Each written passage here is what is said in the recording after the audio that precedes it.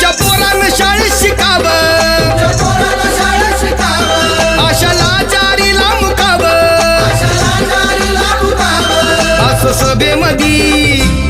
असं सभेमधी, असं सभेमधी भाषण व मग कुणी नाही केलं भलं व अग दिल्लीचं दालन फुलव